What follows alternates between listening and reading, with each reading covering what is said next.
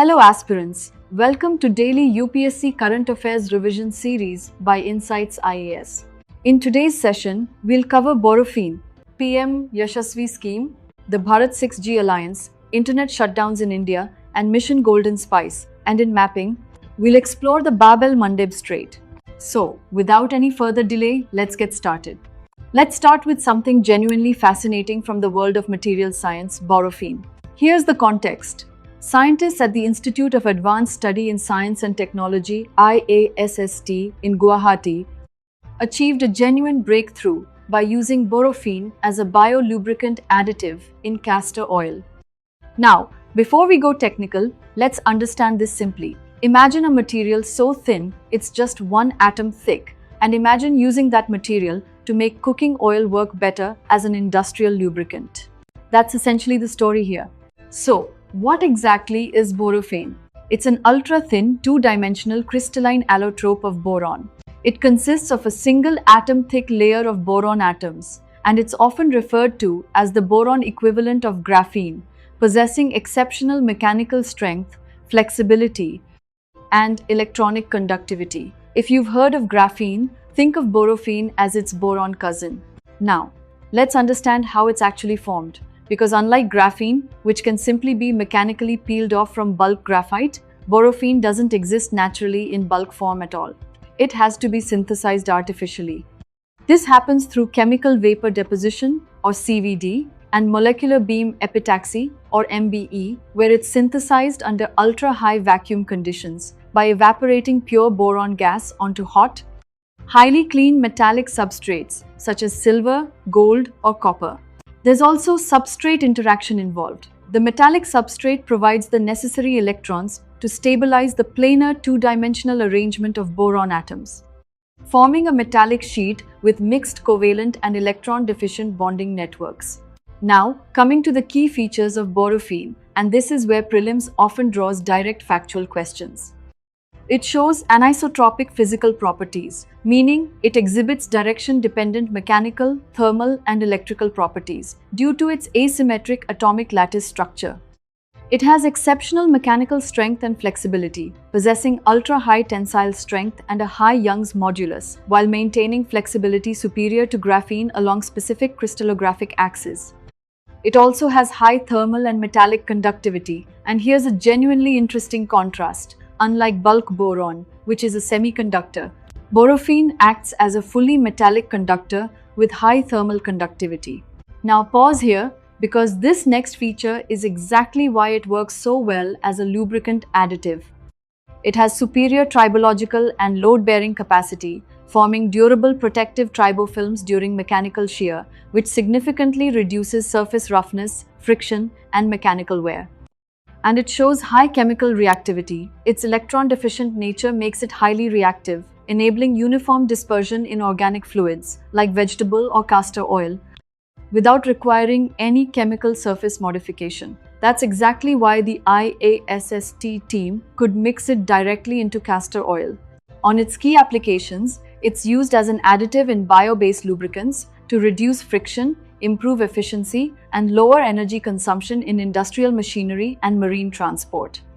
And its high capacity and fast ion transport make Borophene genuinely ideal for next-generation batteries, supercapacitors, and hydrogen storage systems. So this isn't just about lubricants. It has a much bigger future ahead of it. So, to quickly recap for your exam, Borophene is a single atom-thick, two-dimensional allotrope of boron, often called the boron equivalent of graphene, synthesized artificially via CVD or MBE. Remember, it acts as a metallic conductor unlike semiconducting bulk boron, and its recent breakthrough use as a bio-lubricant additive in castor oil by IASST Guwahati scientists.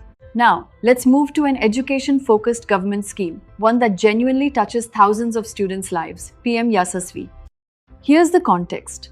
The Minister of State reaffirmed the government's commitment to expanding educational opportunities for disadvantaged students through this scheme, highlighting scholarships and hostel support.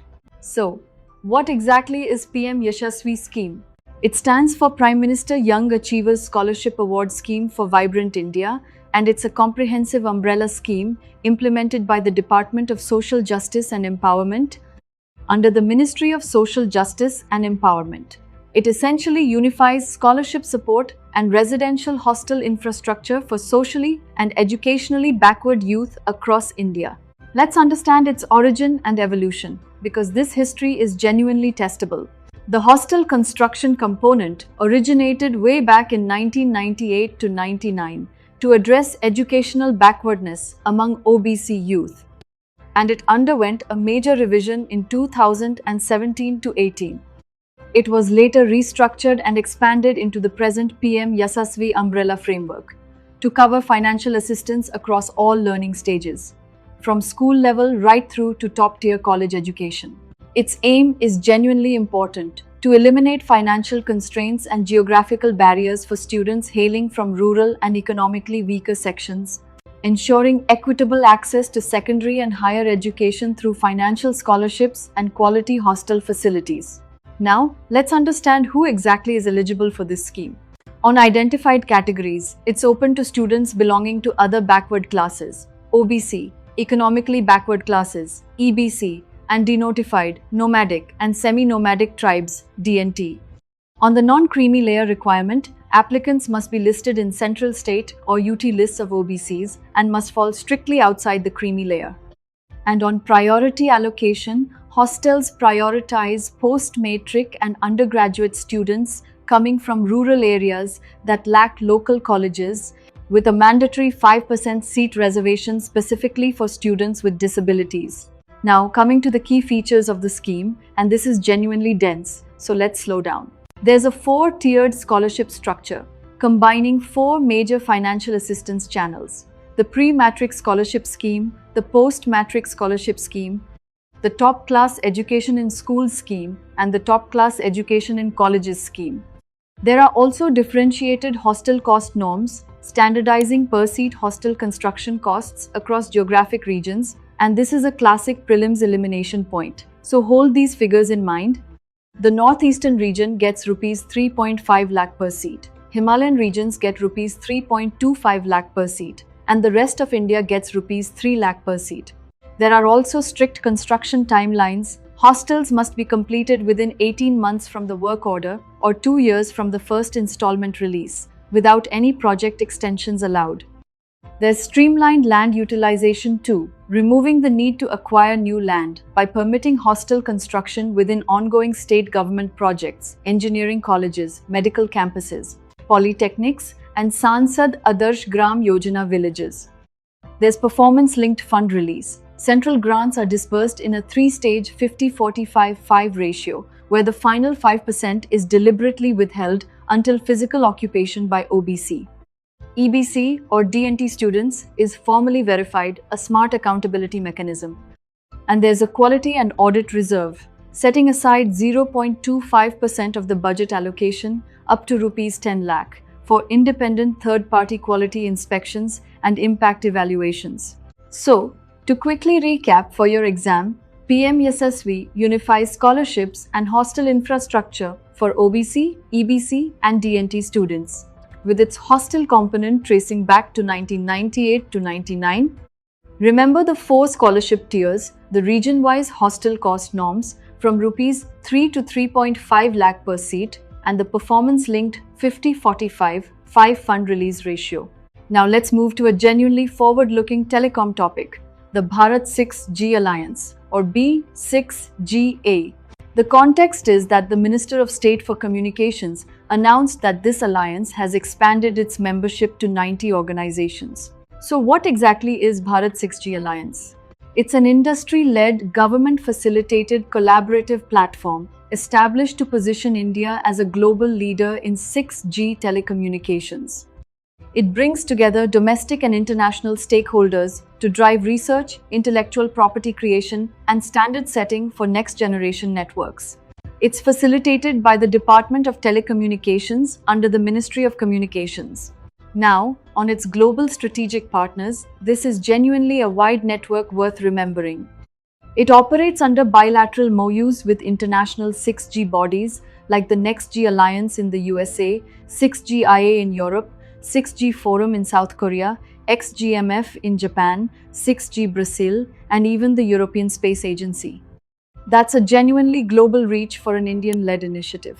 Its aim is to drive indigenous 6G research and development, helping build a self-reliant, Atmanirbhar, globally competitive 6G ecosystem, and it works to ensure India's technological, manufacturing, and intellectual property priorities are embedded into global 6G standards, rather than India simply adopting standards set by others. Now let's go through the key functions of this alliance. It formulates national spectrum roadmaps, analyzing high-frequency spectrum requirements and advising the Department of Telecommunications on spectrum planning, policy frameworks, and deployment timelines. It advances terahertz testbeds and advanced R&D, coordinating multi-institutional projects under the Telecom Technology Development Fund, such as the 6G terahertz testbed at Samir, Kolkata, built for ultra-high-rate line-of-sight communication. Now pause here, because this next function is genuinely significant for India's global standing in tech. It secures intellectual property and standards, driving Indian contributions to the International Telecommunication Union under the IMT 2030 framework. And it has already successfully embedded ubiquitous connectivity as a core 6G global requirement. That's India directly shaping a global standard, not just following one. It also supports hardware innovation for startups, facilitating research into advanced system-on-chips, multi-chip modules, and IoT devices, while utilizing the DOT's Technology Development and Investment Promotion Scheme to sponsor startup participation in international bodies like 3GPP and 1M2M. And it builds global supply chain resilience, partnering with international research hubs such as Finland's 6G flagship to establish secure, trusted cross-border supply chains and co-develop open 6G standards. On significance, Bharat 6G Alliance enables India to shape global 6G standards through ITU and 3GPP, genuinely moving the country from being a technology adopter to becoming a standards leader. And it links IIT research with industry to commercialize Indian telecom technologies, strengthen cybersecurity, reduce imports, and boost domestic manufacturing.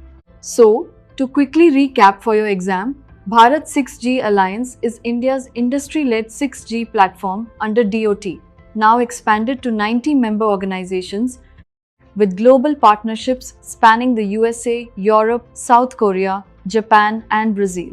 Remember its role in embedding ubiquitous connectivity into the IMT 2030 framework at the ITU and its terahertz testbed at Samir, Kolkata. Now, let's move to a genuinely important polity topic tied directly to a recent live event, internet shutdowns in India.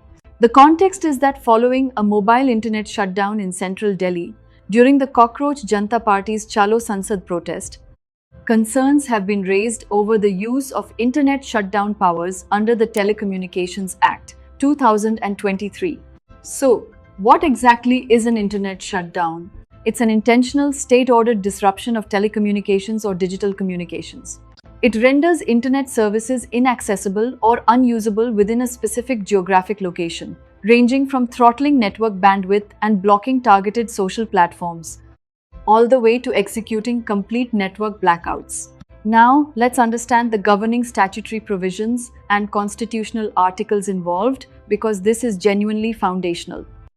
As affirmed by the judiciary, shutdowns directly impact Article 19, Clause 1, Subclause A, the freedom of speech and expression, Article 19, Clause 1, Subclause G, the right to practice trade or profession, and Article 21, the right to life and personal liberty.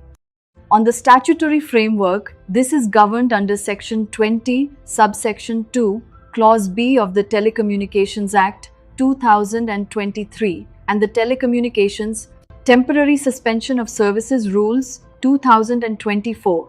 Now let's walk through the actual procedure for ordering a shutdown, since this is genuinely dense. So let's slow down. First, there's the threshold mandate. Suspensions can only be issued during a proven public emergency or in the interest of public safety to maintain public order. And here's an important nuance. A peaceful protest alone does not meet this statutory threshold. Second, there's competent authority directive. Orders must be formally issued in writing by authorized executive officials. Third, there's proportionate and reasoned orders. The order must clearly document written reasons, state why less restrictive measures were insufficient, specify targeted cell sites or geographical boundaries, and be made publicly accessible for judicial review. And fourth, there's mandatory review committee oversight. Every order must be submitted to a designated review committee within statutory timelines to evaluate its necessity and proportionality. Now, coming to the key legal features around internet shutdowns.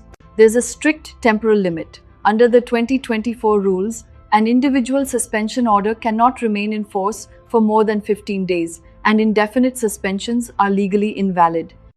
There's proportionality and targeted scope. Orders must adhere to the principle of least restrictive means, restricting shutdowns to specific cell sites rather than blanket regional blackouts whenever feasible. There's judicial reviewability. Citizens and organizations retain the right to challenge suspension orders in high courts under Article 226 or the Supreme Court under Article 32 on grounds of procedural illegality or arbitrariness. And there's a prohibition of procedural bypassing. State authorities cannot invoke repealed statutes like the Indian Telegraph Act 1885 or the 2017 rules to sidestep the stricter review safeguards mandated by the 2024 framework.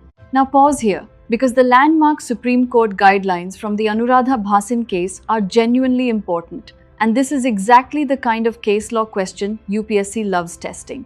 This was the Anuradha Bhasin versus Union of India judgment from 2020.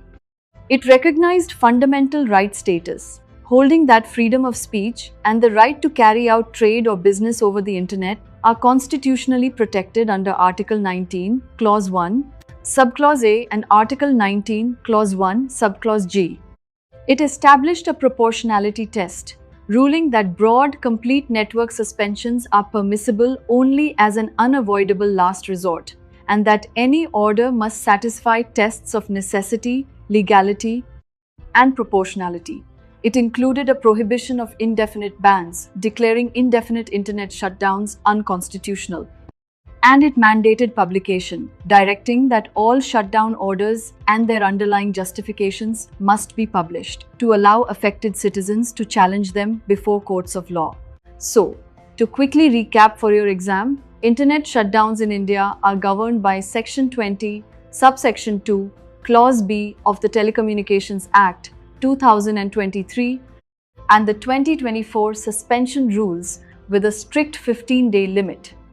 Remember the Anuradha Bhasin versus Union of India judgment from 2020, which declared indefinite shutdowns unconstitutional, and that a peaceful protest alone does not meet the statutory threshold for a shutdown. Now let's move to a genuinely heartening initiative from India's Northeast Mission Golden Spice.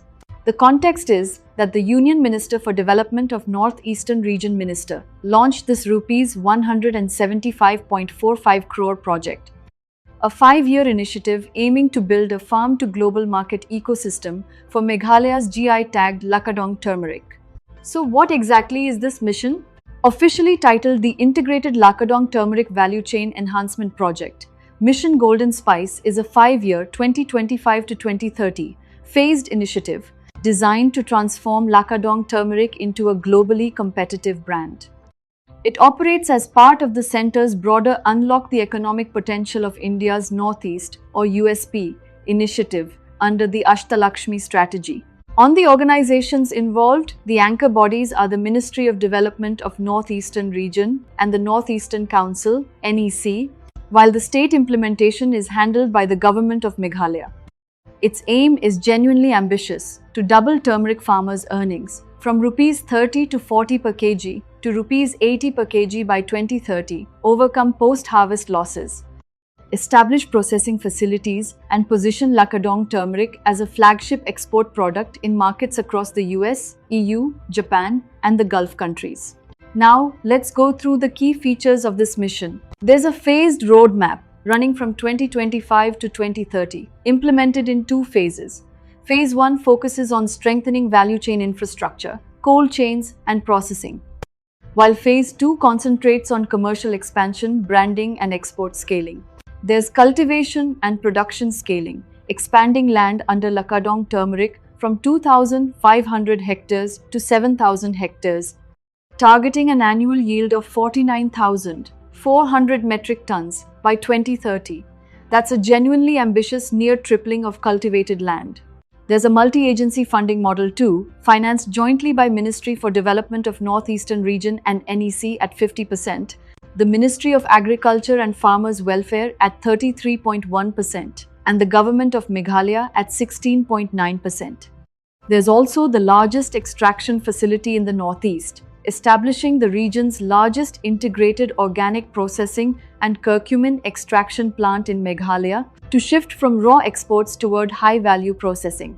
Now, here's a genuinely inspiring detail worth remembering: women-led economic development. This mission directly impacts over 17,500 farming households across West and East Jaintia Hills, with women accounting for a striking 99% of processing participation and creating 3,000 additional jobs. And finally, there's blockchain traceability and GI protection, integrating digital authentication and blockchain tools to safeguard the geographical indication status of Lakadong turmeric and prevent unauthorized regional replication. So, to quickly recap for your exam, Mission Golden Spice is a 5-year, Rs 175.45 crore project aiming to double Lakadong turmeric farmers' earnings from Rs 30 to 40 per kg to Rs 80 per kg by 2030. Remember, it expands cultivation from 2,500 to 7,000 hectares, involves 17,500 farming households with 99% women in processing, and uses blockchain to protect its GI tag. Finally, let's turn to today's mapping topic, and this one's genuinely tied to a tense geopolitical development, the Bab el-Mandeb Strait. The context is that Yemen's Houthi rebels announced a targeted naval embargo on Saudi Arabia through this strait, threatening to block oil tankers transiting the Red Sea. So what exactly is this strait? The Bab el-Mandeb Strait, which translates to Gate of Tears in Arabic, is a narrow strategic maritime passage connecting the Red Sea in the northwest to the Gulf of Aden and the Indian Ocean in the southeast. It serves as the southern gateway to the Suez Canal, forming part of the shortest sea route connecting Europe, North Africa, and Asia. On location and bordering nations, situated between the Arabian Peninsula and the Horn of Africa, the strait is bordered by 3 nations: Yemen, Djibouti, and Eritrea. Now, let's understand its key geographical and hydrographic features, because this is genuinely dense, so let's slow down. On narrow width, it spans approximately 32 kilometers or 20 miles at its narrowest point between Ras Manheli in Yemen and Ras Siyan in Djibouti. On Perim Island division, the strait is divided into 2 distinct navigation channels by the volcanic Perim, also called Mayun Island. The western channel, known as Dak el Mayun, is about 26 kilometers or 16 miles wide with a depth of around 200 meters or 650 feet, and it serves as the main route for international commercial shipping. The eastern channel, known as Bab Iskandar, is much narrower, about 3 kilometers or 2 miles wide with a shallow depth of 30 meters or 100 feet, and it's restricted mostly to local, small vessel traffic. Notice that contrast. The western channel is deep and wide for large ships, while the eastern channel is shallow and narrow, fit only for small local boats. There's also complex surface currents. The strait acts as the primary water exchange corridor between the Red Sea and the Gulf of Aden, featuring seasonal current reversals driven by monsoon winds.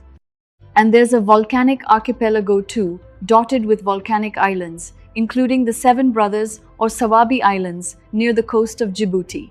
On significance, and this is genuinely critical for prelims, so hold these figures firmly, this strait carries 10 to 12% of global seaborne trade and about 10% of seaborne oil trade, making it the 3rd busiest energy choke point after Malacca and Hormuz. And here's why any closure matters so much. Closure forces ships to detour via the Cape of Good Hope, adding 3,500 to 4,000 nautical miles and 10 to 14 days to the journey, significantly increasing fuel, insurance, and freight costs. That's exactly why a naval embargo threat here makes global headlines. So, to quickly recap for your exam, the Bab el-Mandeb Strait connects the Red Sea to the Gulf of Aden, bordered by Yemen, Djibouti, and Eritrea, and it's the world's third busiest energy choke point after Malacca and Hormuz. Remember, it carries 10 to 12% of global seaborne trade. Its narrowest point spans 32 kilometers, and any closure forces ships to detour 3,500 to 4,000 nautical miles via the Cape of Good Hope. And that brings us to the end of today's session. In today's session, we covered Borophene from GS Paper 3, Science and Technology, the PM-YASASVI Scheme from GS Paper 2, Government Schemes and Social Justice, the Bharat 6G Alliance from GS Paper 3, Science and Technology, Internet Shutdowns in India from GS Paper 2, Polity, Mission Golden Spice from GS Paper 3, Economy and Government Initiatives, and the Bab el-Mandeb Strait under mapping, an important topic for the UPSC Prelims examination. For the complete current affairs article and today's practice MCQs, visit insightsonindia.com using the link given in the description. Also, subscribe to the Insights IAS YouTube channel and join our official Telegram group for regular UPSC-related updates and learning resources. Thank you for joining us today, and we will see you again in the next session.